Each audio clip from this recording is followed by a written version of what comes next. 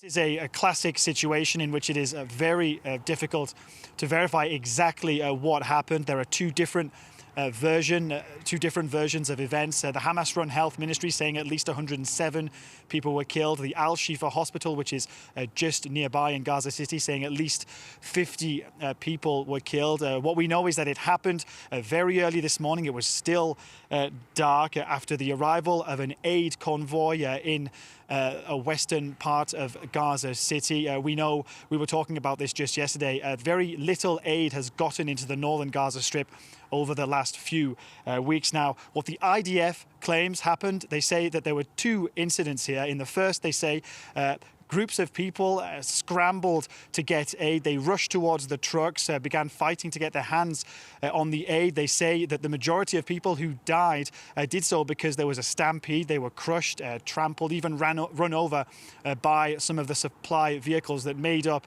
that convoy. Then the IDF says that a little bit later, several hundred meters away, it says its troops opened fire on a crowd because the people continued moving towards their troops despite warning shots and refused to turn around. That is, of course, stands in complete contrast to what Hamas is saying. Hamas is saying that Israel is entirely responsible for the deaths of all of these people.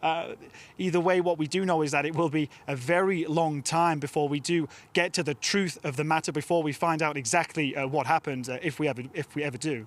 Now, we heard a reaction a short while ago, Andrew, from the U.S. President, Joe Biden, saying that all this that just transpired will complicate current efforts to reach a ceasefire deal. What are the reactions where you are?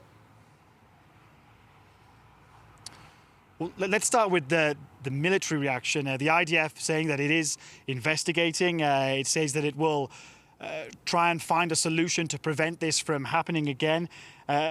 There hasn't been a massive amount of political reaction here just yet. That's because many people waiting for the results of that initial IDF probe. We have heard from the far-right security minister in the Israeli government here, that's Itamar Ben-Gvir. He said that the IDF should stop delivering aid to Gaza because, he says, it was endangering soldiers' lives. Now, of course, the Palestinians, utter condemnation coming from them. Listen to this, from the office of the Palestinian President Mahmoud Abbas, calling it an ugly massacre carried out by the Israeli army.